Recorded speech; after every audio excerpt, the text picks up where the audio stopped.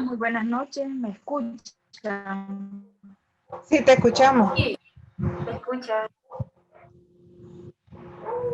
Bueno, un gusto, mi nombre es Gina y yo la voy a estar acompañando en este foro intergeneracional respecto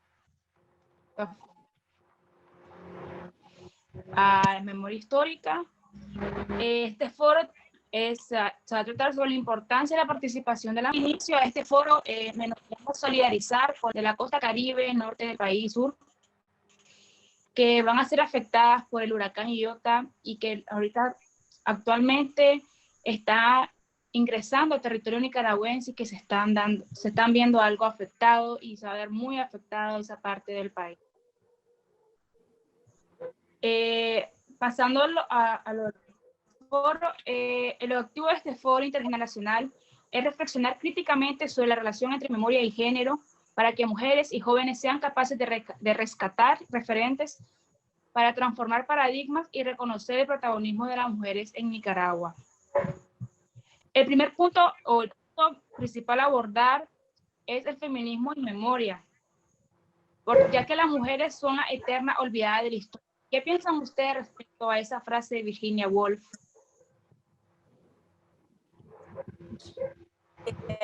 Bueno, comenzaría yo porque me interesa mucho responder esta pregunta. Antes que todo, pues un gusto por la invitación. Creemos que estos temas son de total relevancia y ahora que lo mencionas, claro que todas pendientes del desarrollo del huracán Iota a nivel nacional y recordando también que las mujeres de la costa caribe de nuestro país son también una de las grandes olvidadas y marginadas de la historia.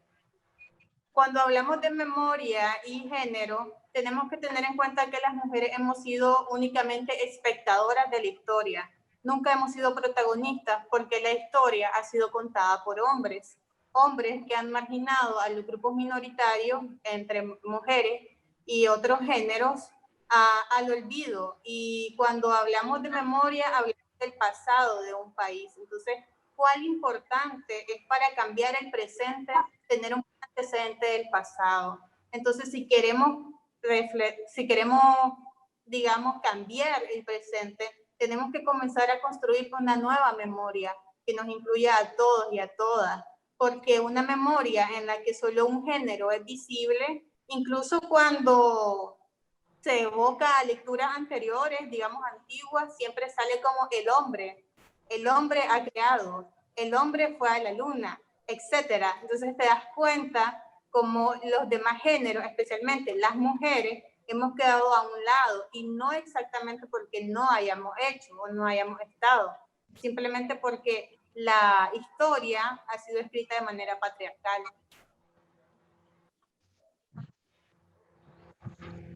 Ok, gracias por tu reflexión. Y ahora doña Silvia Torres, que es periodista, antropóloga y activista feminista, ¿qué piensa respecto de eso? Sobre que las mujeres somos la grande olvidada de la historia. Bueno, es que, digamos, la historia la escribe quien tiene el poder, quienes son los victoriosos y quienes manejan todas las redes del poder. Y obviamente las redes del poder a nivel mundial y a nivel histórico lo han tenido los varones que se consideran, digamos, la medida de todas las cosas.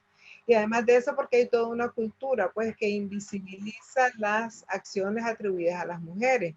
Los hombres se atribuyen, pues, el dominio de la política, el dominio de la guerra, el dominio de la ciencia, y además de eso, minimizan todo lo que hay detrás, ¿verdad? Todo lo que hay para que se pueda llevar a cabo estas investigaciones. Un caso, en Nicaragua hay pocos libros, siempre me ha como dolido que hayan pocos libros escritos por mujeres cuando yo he sido jurado y he conocido tesis maravillosas de licenciatura en la UCA y siempre me pregunto, ¿por qué no las hacemos libros? Y siempre quise que las volviéramos libros. Y en cambio hay varones que está bien, pues, pero como que escupen los libros. porque lo que pasa es que tienen una infraestructura, tienen que les garantiza lo que van a hacer, y esos son uno de los mecanismos perversos que nos van invisibilizando. No obstante, las mujeres han podido hablar, como dice la Spivak, han podido hablar desde su situación de subalternabilidad a través de poemas, a través de novelas, y a través sobre todo de la historia oral. Conocemos que las abuelas de nosotros o las mamás de nosotros fueron súper poderosas porque nos contaron pues en el ámbito privado cómo eran, y de allí hemos ido agarrando fuerza y todo lo demás. No es que no hayamos sido protagonistas, es que nos han borrado del protagonismo. Un ejemplito nada más. Ahí en Nigeria, en África, para poner un ejemplo de afuera, hubo una guerra que se llamó la guerra de las mujeres, de una etnia que se llama Igbo. Esas mujeres se levantaron contra el dominio colonial y vencieron. O sea, quemaron como 20 estaciones de los colonialistas y los obligaron a que renunciaran unos jefes y lo hicieran. Y fue famosísimo en el mundo, conocido como la Guerra de las Mujeres. 40 años más tarde, ya no se conocía como la Guerra de las Mujeres, se conoce en los libros como la Guerra de Igbo. Es por los estudios feministas que se ha empezado a recuperar la historia de esa nación. Es bien fácil, las mujeres participamos, pero en el menor tiempo posible ya nos han borrado. Pues entonces sí somos protagonistas, pero hay un interés cultural y que viene desde el poder de borrarlo. Pues sí, realmente a veces los hombres en sí, el poder que tienen sobre, o más bien que a veces ejercen sobre nosotros, sobre nuestros cuerpos y sobre nuestra historia, es bastante lamentable porque realmente a veces somos nosotros las que escribimos las cosas y las que las hacemos, pero por el poder que tienen ellos, se la atribuyen a ellos, y creo que eso tenemos que cambiarlo porque es algo que debemos, o sea, nosotras decir, nosotros hicimos esto, escribirlo para que quede marcado en la historia, porque si no vamos a ocurrir unos procesos de guerra, por guerra, situaciones de crisis sociopolítica, entre otras cosas, las mujeres tenemos que estar presentes y no tenemos que estar solo como una figura, sino que tenemos que liderar esos procesos para tener un nuevo cambio, una nueva historia en todo esto.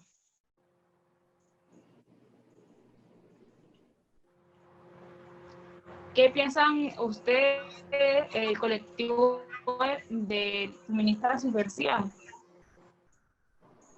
sobre la presencia de la mujer mediática ante todo esto? Por favor, no te podamos escuchar bien. Bueno, que a veces las mujeres somos o se utilizan para una figura mediática. ¿Qué piensa usted sobre esto? O sea, la mujer debe estar más presente y no siendo una figura mediática en todo esto. Consideramos que en sí esto se puede ver incluso en nuestro presente con la sublevación denominada sublevación de abril, o la crisis sociopolítica que está presente en el país, porque muchas veces las mujeres han sido un instrumento para legitimarse en los espacios donde hay otros protagonistas masculinos que quieren acceder al poder o que se candidatean hacia el mismo. Dentro de esto, incluso se toman muchas de las demandas de las mismas mujeres, como las feministas que han sido pioneras dentro de señalar las actitudes dictatoriales y autoritarias del régimen, y utilizan esas mismas demandas, esas agendas sectoriales, para atribuirlas a sus espacios, para atribuirlas al poder que quieren tomar, y de una manera terminamos siendo ese instrumento o esa herramienta de inclusividad dentro de lo que esperan que sea un nuevo sistema político o un nuevo escenario en una transición política. Ha pasado dentro de la historia, lo podemos ver dentro de lo que llamamos la memoria subterránea, donde muchas veces las mujeres tenemos que pelear entre la memoria oficialista, que es esta memoria que tiene este condicionamiento de estadocéntrico, es decir, que el Estado tiene poder sobre cómo se cuenta la historia. Y en eso las mujeres tenemos que venir en la memoria no oficial, la memoria subterránea, poco a poco haciéndonos camino para poder acceder a los espacios donde contar nuestra propia historia. Esto se mira inclusive cuando señalamos, por ejemplo, que dentro de la sublevación de abril existe y continúa existiendo violencia por parte de personas opositoras, personas denominadas azul y blanco. Muchas veces se nos manda a callar porque la lucha es más importante.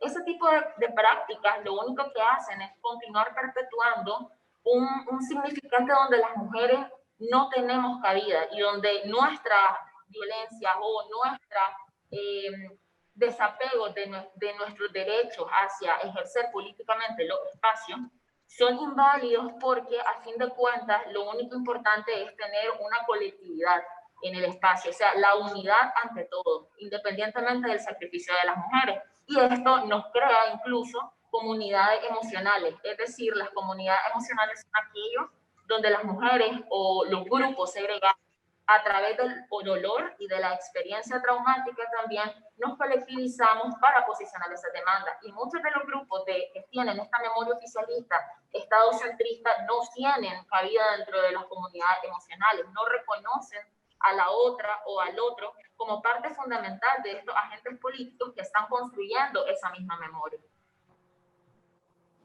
Ok, sí, hablando sobre eso que estás mencionando, voy a hacer la siguiente pregunta, que ¿cuál es la relación entre género y memoria? Porque estamos viendo de que el hombre o cosas oficialistas, que usualmente siempre está el hombre delante de todo esto del poder, va en base a esta pregunta, ¿cuál es la relación entre género y memoria? ¿Qué relación tienen estos dos conceptos?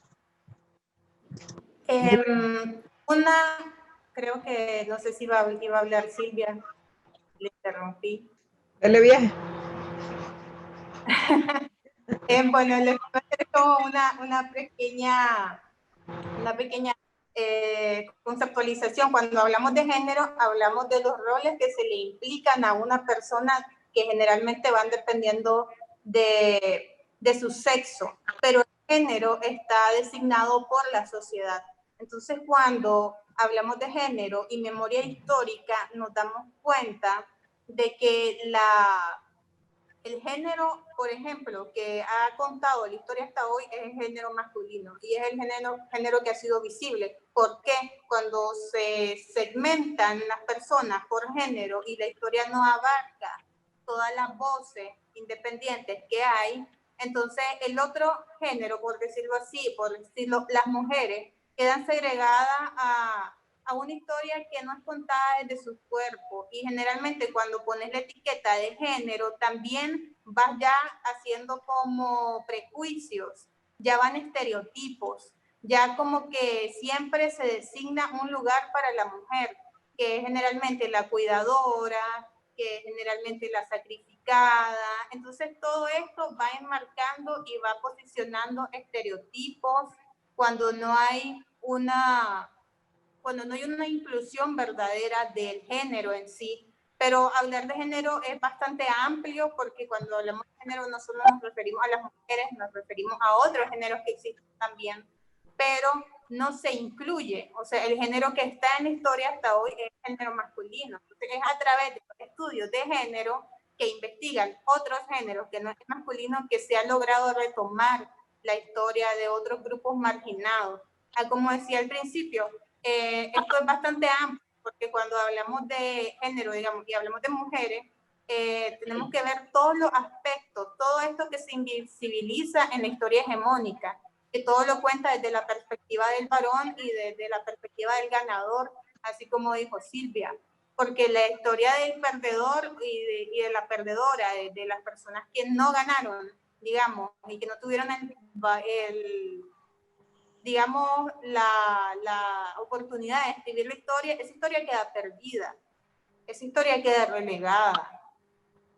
Entonces, a través de los estudios de género y tomando en cuenta los géneros sin estereotipos, que se puede lograr y construir una nueva memoria. Porque si la memoria es recordar, y si la memoria es la que da paso a nuevos procesos e imaginarios colectivos en la sociedad, Quiere decir que nuestra memoria hasta ahora ha estado llena de estereotipos que ubican a la mujer dentro de lo que debe ser. De hecho, ahí cabe súper bien esta frase súper famosa de Simone de Beauvoir, que dice: la mujer no nace, se hace, porque específicamente estos estereotipos de género le dicen a la mujer qué es desde que nace, qué debe hacer, qué colores debe vestir, y lo mismo se repite en la historia. En la historia se quiere posicionar a la mujer como un ente débil o un ente que sufre.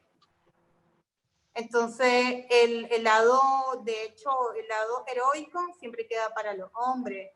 Y cuando se le da una participación a la mujer, es como lo decía mi compañera anteriormente, es para ganar validación, pero no para darle un liderazgo verdadero. Entonces, considero que estos nuevos análisis de memoria y género son totalmente necesarios.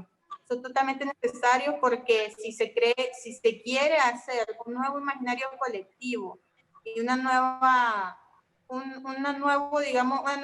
manera de pensar hacia los distintos géneros, es necesario incluirlo y salir de la historia hegemónica que hemos llevado hasta ahorita. Cuando hacías la pregunta, Heifran, de la relación entre género y memoria, es la misma relación que hay entre poder y memoria.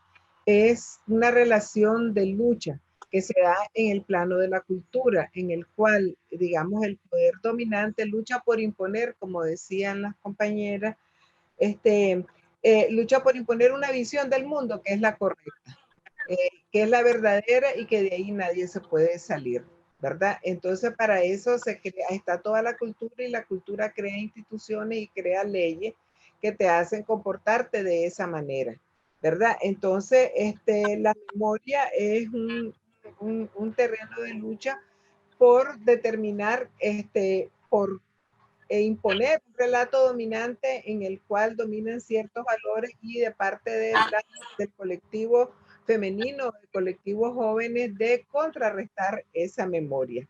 Esta memoria masculinista, ¿verdad? Patriarcal, que está detrás del poder, tiene que ver mucho con priorizar el patriarcado ha dividido la sociedad en esferas de la vida privada y de la vida pública, entendiendo arbitrariamente que la vida pública le corresponde a los hombres y la vida privada, la esfera de vida privada, a las mujeres, y todo lo que allí ocurre como el cuidado de las personas.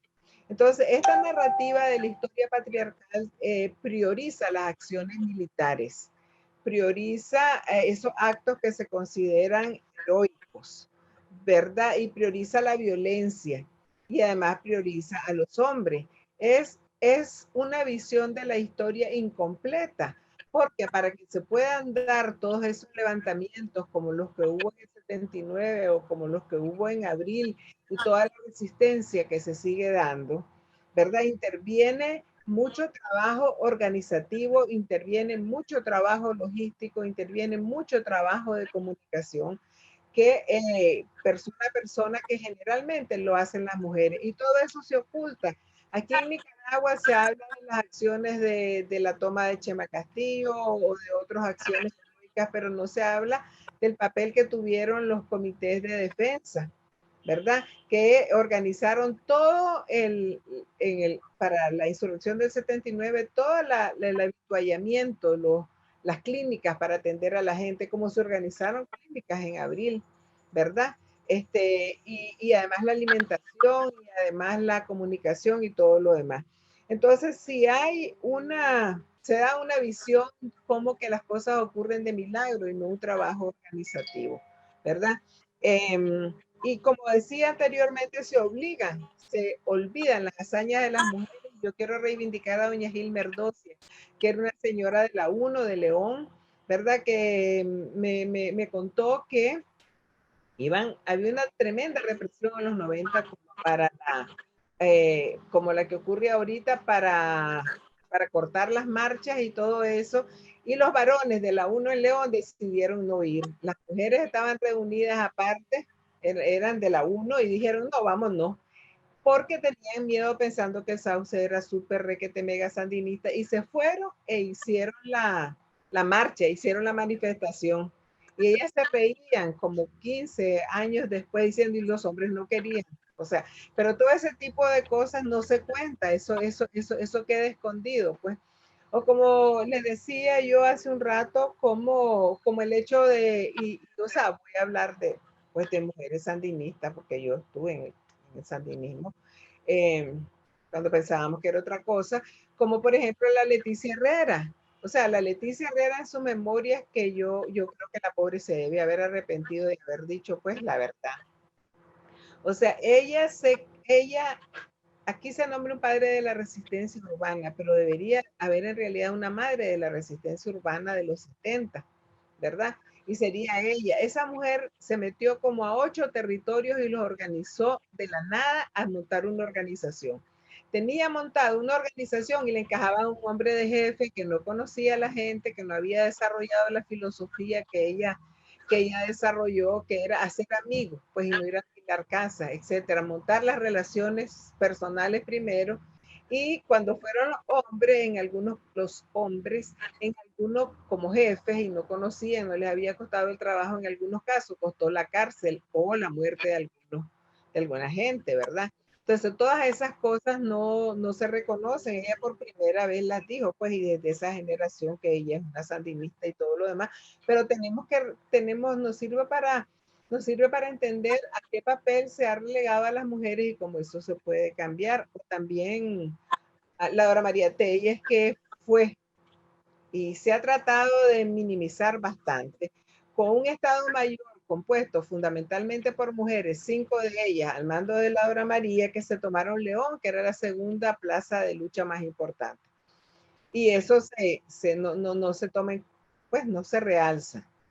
También la Mónica Todano, que hay una anécdota bonita, la Margarita Montealegre tiene la foto, en que la Mónica le llega a pedir como era la jefa de ahí, le llega a pedir la rendición al, al jefe de la Guardia Nacional en Granada, y el hombre dice que jamás se va a estar rindiendo frente a una mujer, ¿verdad? Y a ella le tocaba, y hubo negociaciones y negociaciones y negociaciones hasta que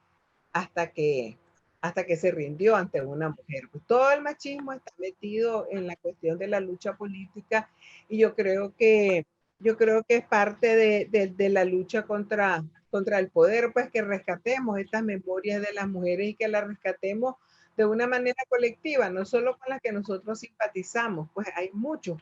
Las mujeres de la contra están muy invisibilizadas, ¿verdad? Solo está el libro de la Irene Agudelo, que son como 10 páginas para lo de las mujeres, pero es algo que tenemos que rescatar lo que ellas vivieron, ¿verdad? Entonces es esa relación, pues, entre quién tiene el poder y quién se lo disputa. Así, el patriarcado y nosotras las mujeres. Sí, considero que es una lucha de poder visibilizar las diferentes contextos que las mujeres vivieron en su momento, que se está viviendo. Yo tengo mi historia, usted tiene su historia, el colectivo de la subversiva tiene su historia, y que a veces no son iguales, pero tienen parecido. Como usted está hablando mencionó la mujer de las contras, se desconoce bastante qué pasó con ellas, cómo pasó, y es porque ejercen poder sobre eso, pues la gente que está de frente a todo esto. Entonces, la siguiente pregunta, como usted dijo, poder y memoria, viene en base a eso, que cómo la relación de poder afecta las narrativas de la memoria. Bueno, en sí, la memoria no se construye bajo relaciones equitativas, se construye bajo relaciones asimétricas, y eso significa que no todas las memorias tienen las mismas condiciones de poder y las mismas condiciones de poder ser públicas. El poder se disputa en los espacios público-privados. Es algo que históricamente tiene que ver también con los roles de género establecidos, y dentro de eso se institucionaliza unas memorias por encima de otras. Quienes cuentan las memorias, como se dijo previamente, son las personas que ganan, son los vencedores, y los vencedores siempre son el masculino. Y dentro del poder se disputa también el lenguaje. Por ejemplo, dentro de lo que creamos memoria en sí, hay algo muy importante que es cómo el dolor conecta, la narrativa del dolor conecta con los individuos. Por ende, el lenguaje es sumamente importante en cómo vos posicionas ese poder, porque desde el momento en que vos decís las mujeres, ellas, y no utilizas el hombre, el macho, el guerrillero, estás realmente visibilizando y dándole identidad a un grupo a través de la memoria. Y eso muchas veces incomoda y se reconoce como una amenaza para esos espacios de poder. El mismo Estado está constituido bajo una práctica muy machista, patriarcal y misógina, y por ende, eso mismo es lo que nos dan dentro de los insumos educativos. Lo miramos en los libros de información de escuela, lo miramos también incluso en los medios, en cómo retratan ahora a los líderes representantes de los espacios de poder en la sublevación de Abril, en los escenarios políticos. Hablamos de hombres, muy pocas veces hablamos de mujeres, y cuando hablamos de mujeres se trata de cuestionar si realmente son aptas políticamente para estar dentro de los espacios donde se encuentran. Y eso es parte de cómo construimos la memoria y cómo esto viene a atribuirse a cómo nosotras y nosotras hacemos las prácticas cotidianas, pues, de lo que es el ejercicio político. Dentro de eso mismo, el poder lo podemos encontrar incluso en cómo retratamos también las violencias que se manifiestan. Por ejemplo, dentro de la memoria hablamos de violencia, podemos incluso llegar a hablar de violencia de ambos bandos, pero cuando hablamos de violencia machista hay muy pocos que la reconocen.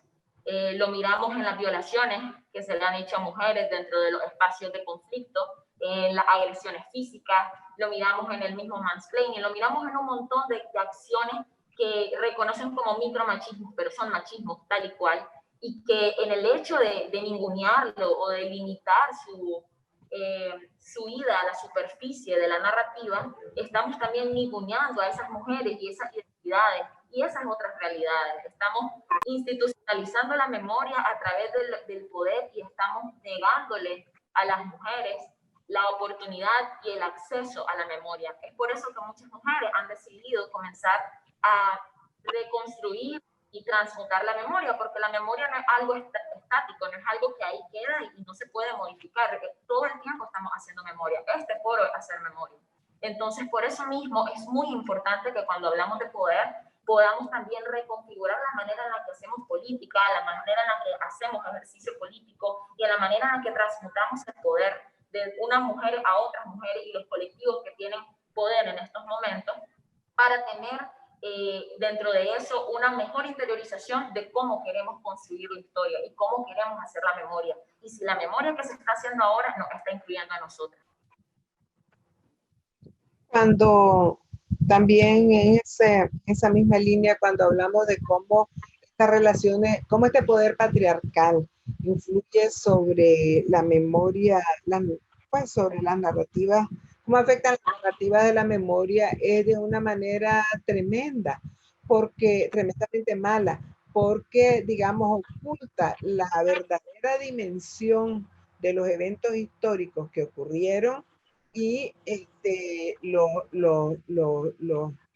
ese caso lo sesga a través de quien está en el poder o quien está contando. Entonces, nosotros necesitamos ir a los trabajos de la memoria, reconstruir nuestras memorias familiares, nuestra memoria de grupo, nuestras memorias de clase, nuestras memorias étnicas, porque nosotros necesitamos que Nicaragua deje de ser de un bando. Nicaragua tiene que ser incluyente.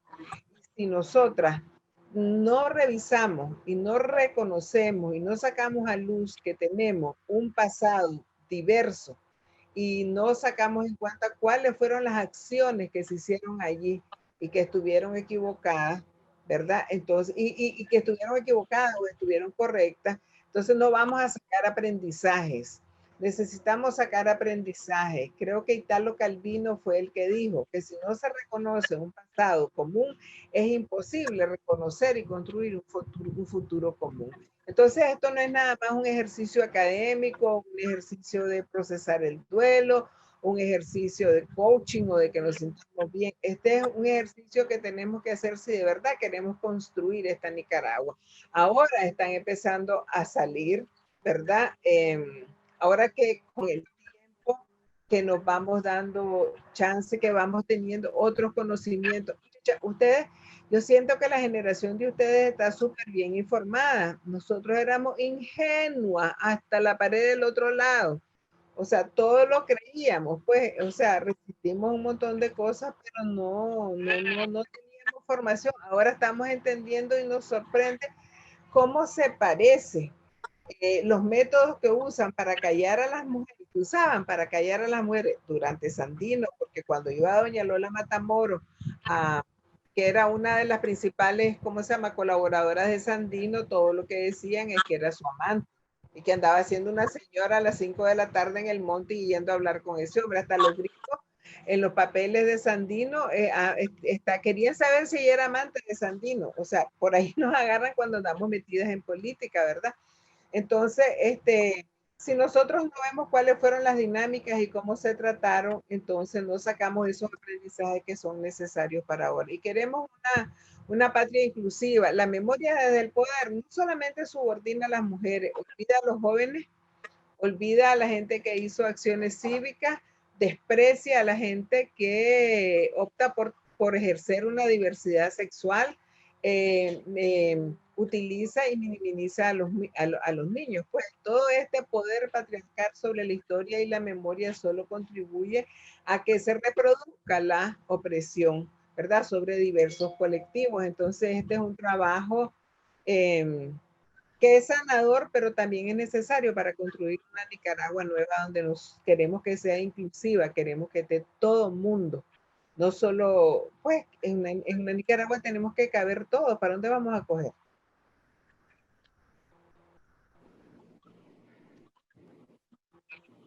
Así es, una ciudad donde quepamos todos y todas.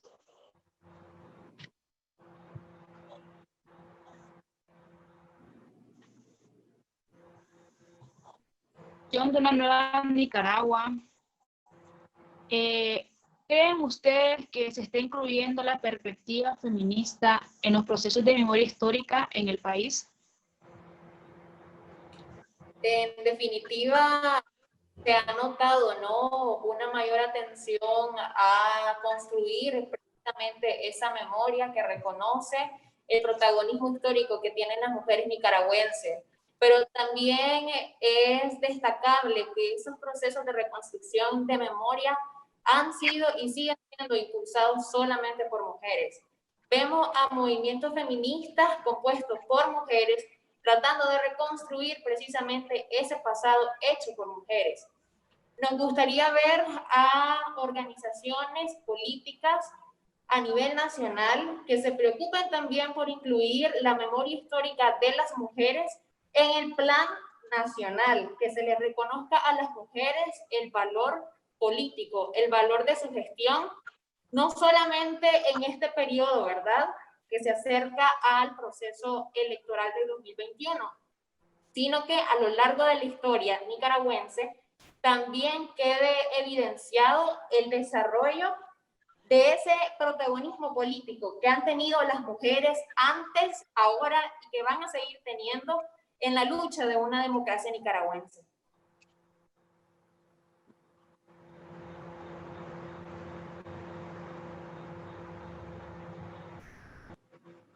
Pues yo creo. Doña Silvia, ¿usted cree que... ¿Sí? O sea, ¿Escuchan, Silvia? Sí, yo escucho. Yo creo que hay, ¿cómo se llama?, que hay esfuerzos importantes de parte de las feministas. Yo también, digamos, hay esfuerzos importantes desde las organizaciones y las activistas feministas y las académicas feministas para poder, digamos, ver la historia de una manera más amplia y más completa, más holística, tomando en cuenta las relaciones de poder que se dan entre los géneros y hombres y mujeres que son de desigualdad. Pero también yo aprecio que hay algunos esfuerzos interesantes que se están dando en el cine, en la poesía, en la narrativa, de muchos, por ejemplo, de la gente de Abril, ¿verdad? Entonces, no sé, no he tenido chance de leerlo todo y yo pues quisiera tener tener el chance de poderlo leer todo, pero yo espero que esta generación de jóvenes se abra. Yo no sé si las muchachas han podido leer los nuevos libros sobre Abril que se han hecho, pero sí sé que muchísimas compañeras están, por ejemplo, las que tuvimos en los diplomados de memoria en la UCA, y también grupos pues que hemos seguido trabajando todo este asunto de la memoria, pues como un aporte a lo de la historia. Creo que sí estamos aportando, pues ojalá que los otros esfuerzos que están haciendo otras personas sean así de amplios como los que hemos conocido. Ok, pues darle las gracias por permitirnos este espacio y hablar sobre memoria, género, sobre cómo las mujeres debemos de estar en toda esta lucha, en este proceso que estamos pasando como país. Y pues la revista Cultura Libre ha realizado una edición especial para revivir y recordar con el propósito de ayudar a la preservación de la memoria colectiva, que es lo que estamos haciendo ahorita para ver cómo vamos en ese proceso y cómo lo estamos construyendo, porque hay que hablarlo, hay que nombrarlo, porque si lo que no se nombra es como que no haya pasado, como que no existe, de lo que están pasando los nicaragüenses, y todo esto a raíz del inicio de la crisis sociopolítica. Esto también se ha abordado por parte de la revista a través de una serie de laboratorios sociales en los cuales participaron jóvenes, colaboradores y activistas que aportaron con sus poemas e ilustraciones. Y con esta edición fue pertinente organizar una serie de foros intergeneracionales que nos permitan reflexionar acerca de la memoria a través de diferentes voces, como feministas, jóvenes, exiliados, entre otros. Decirles que nuestra edición especial estará disponible a finales de noviembre, que esta, pues, de revivir y recordar, porque es necesario nombrar lo que hemos pasado, porque memoria es recordar, es revivir esas cosas para que no queden ahí en el olvido, porque lo que se olvida se vuelve a repetir. No, pues muchas gracias por el espacio, me anima, y yo me quiero despedir con enviando toda la energía positiva que puedo y toda mi solidaridad a la población de Nicaragua, y especialmente a la población de la costa Caribe. Se me hace imposible creer que en 2 semanas un huracán pegue en la misma zona, y no tengo, o sea, y es espeluznante pues lo que están pasando ahí. Tenemos que organizar la solidaridad. Nos quieren prohibir la solidaridad. Podemos organizar la solidaridad persona a persona, grupo a grupo, porque realmente las necesidades, las carencias y las enfermedades de toda esta población ya eran grandes, porque es una región olvidada, como dijeron las compañeras del equipo de la Subversiva, pero van a ser peor. Y ojalá que todos juntos como nicaragüenses podamos terminar ese olvido, esa marginalización y esa explotación de la zona del Atlántico del país. Muchas gracias. Nosotros también A les usted. agradecemos el espacio y también queremos recordar, como mencionan, que lo que no se nombra es como que no existe, que continuemos visibilizando la situación que está pasando en la costa Caribe, que podamos donar incluso, que podamos organizar también dentro de la sociedad civil, porque tiene que continuar siendo agenda dentro de los medios, tiene que seguir siendo una prioridad dentro de nuestro propio, tanto las que hacemos activismo como quienes son ciudadanía no organizada, que también tienen esa conciencia social, e invitándoles también a las organizaciones que están haciendo recolectas y que han podido llegar a los territorios porque está muy complicado, que continúen haciendo esas donaciones y que esperemos de que esta situación sea tal vez esa gota que nos haga tomar mucha conciencia sobre cómo hemos históricamente sacado de nuestra misma memoria la costa Caribe y lo importante que es en estos momentos como sociedad dentro de un mismo país para poder contribuir a esos espacios damnificados. Sí, y también hacer la reflexión de que nos acordemos de que en Nicaragua somos todos y todas, y no solo cuando existen este tipo de desgracias, nos acordemos que existe una costa Caribe que ha sido olvidada, que ha sido relegada no solamente por el Estado, y no solamente por este gobierno, sino por todos, y también por nosotros y nosotras, las personas del Pacífico, como solamente cuando hay una desgracia nos acordamos que la costa Caribe existe. Entonces, que cambiemos ese imaginario y que también se puedan ver personas de la costa Caribe hablando de estos procesos, porque también han sido excluidas. Y pues muchas gracias por habernos invitado. Muchas gracias a Sí, ustedes. muchas gracias. Sí, te escucho, disculpa. Sí. Muchísimas gracias, ¿no?, por el espacio y principalmente por el esfuerzo de rescatar precisamente la memoria de las mujeres. Creo que es un tema muy importante y que actualmente, ¿no?, ha sido uno de los ejes principales de la lucha de las mujeres jóvenes también y de las mujeres que han venido luchando desde hace rato acá. Entonces, más que todo, agradecerles por el tiempo y por acompañarnos. A ustedes.